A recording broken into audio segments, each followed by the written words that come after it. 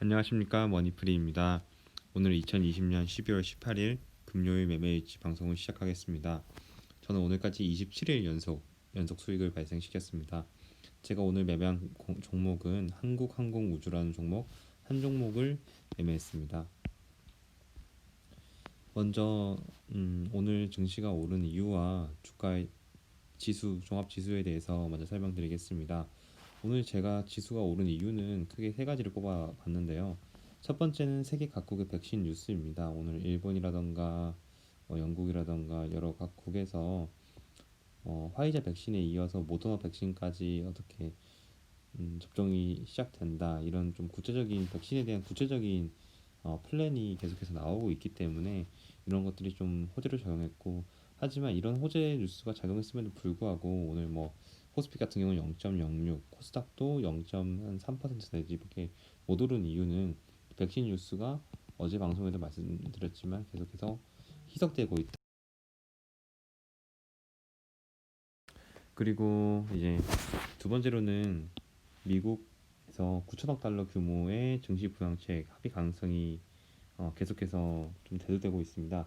9천억 달러면은 우리나라로 치면은 거의 한 천조 원이 되는데, 그만큼 미국이 얼마나 큰 증시 부양책을 내고 있는지를 좀 가늠할 수 있습니다.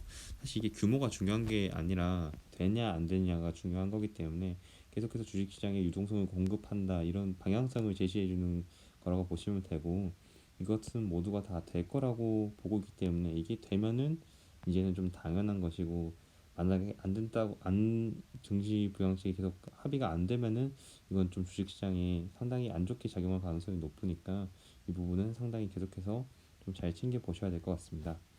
그리고 좀 이거는 좀 큰 건 아니지만 그래도 한국 증시에서는 좀 중요하다고 생각되는 건, 중국 지금 MSCI 지수에서 중국 이제 7개 기업을 MSCI 지수에서 제외한다는 건데, MSCI라는 게 모건 스탠리 캐피탈 인터내셔널 인덱스라고, 이제 모건 스탠리라는 이제 큰 어, 글로벌적인 금융 회사에서 어, 외국인 지분율이 좀 많이 증가하는 기업들을 어, 이제 기업 리스트에 포함시키고, 그것을 이제 패시브 자금으로 계속해서 이제 매수를 하게 되거든요.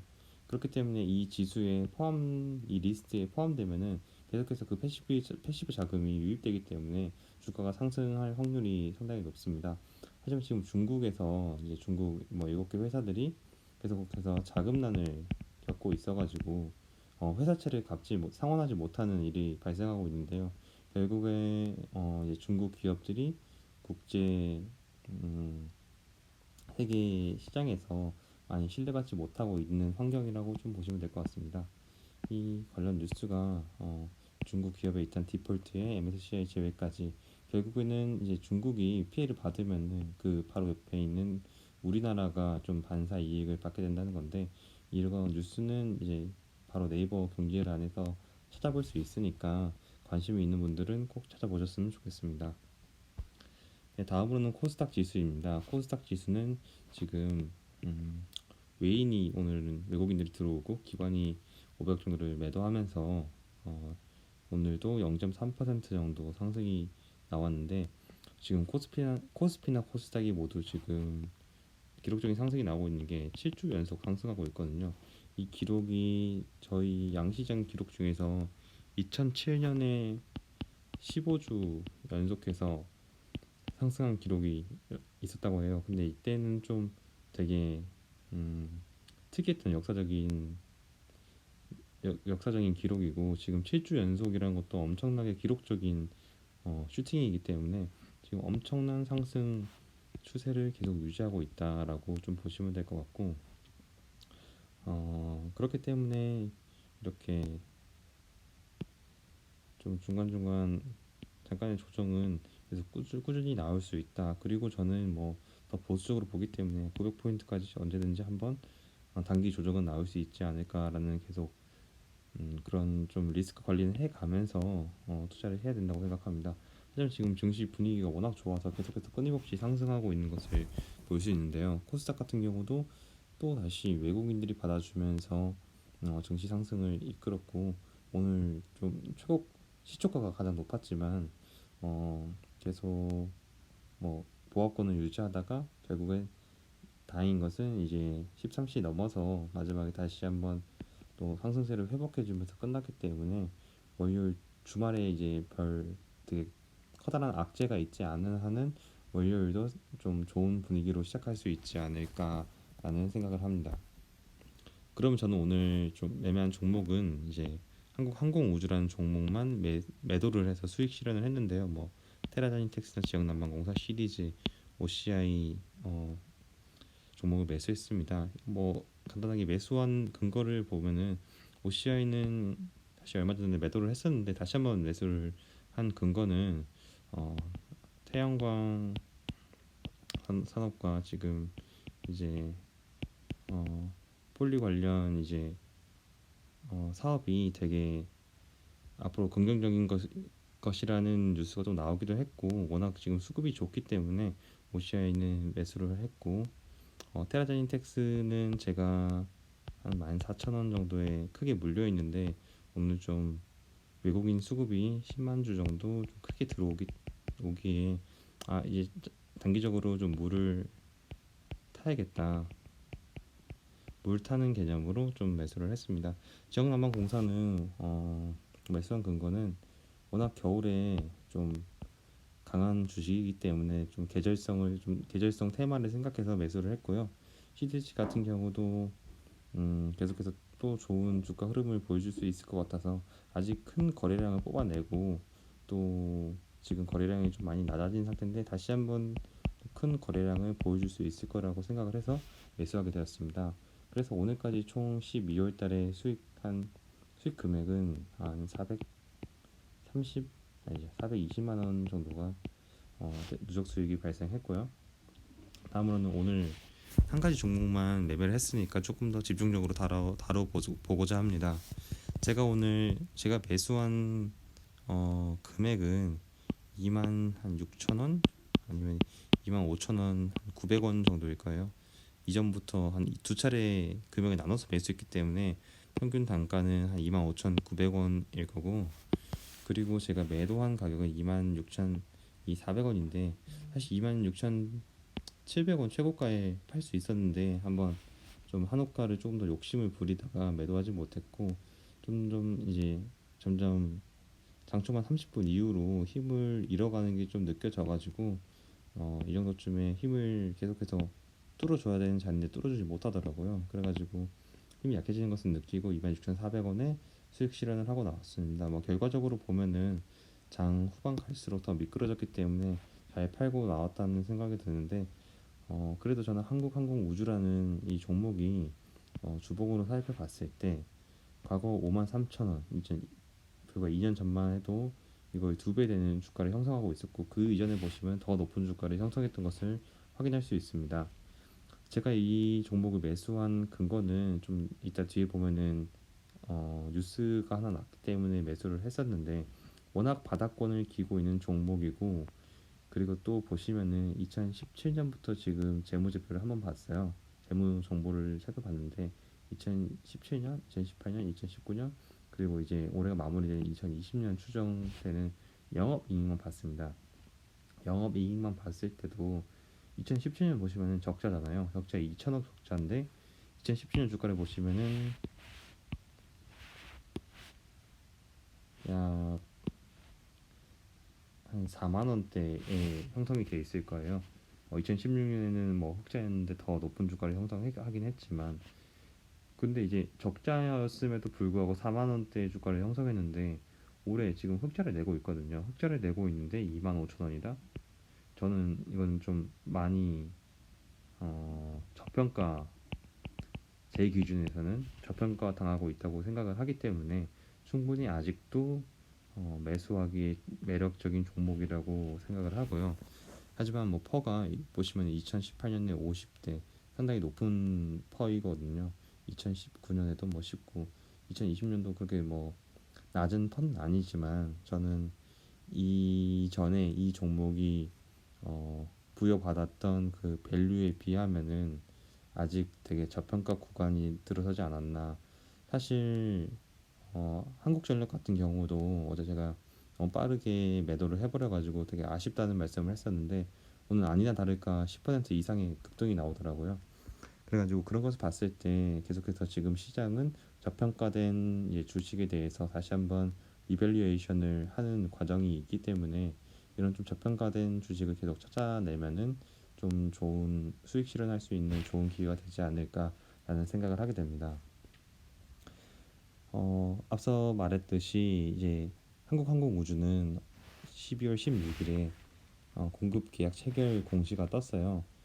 어, 일단 계약 조건을 잘 살펴봐야 되는데 이게 어떤 계약이냐 하면은 에어버스라는 이제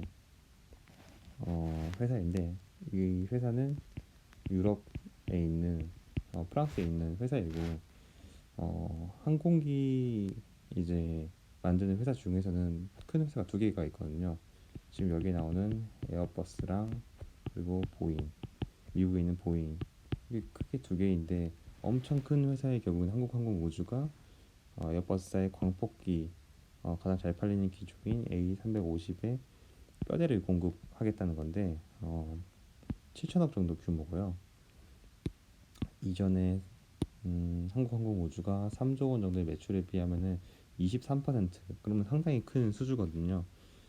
어떻게 보시면 정말 큰 수준인데 주가가 뭐 이거밖에 안 올라라고 할 수 있지만 좀 더 자세히 살펴보셔야 되는 것은 계약 기간입니다. 계약 기간 시작이 12월 16일인데 종료가 2029년이에요. 2029년이면은 거의 9년 동안 판다는 건데 9년 동안 판다는 건데 7천억을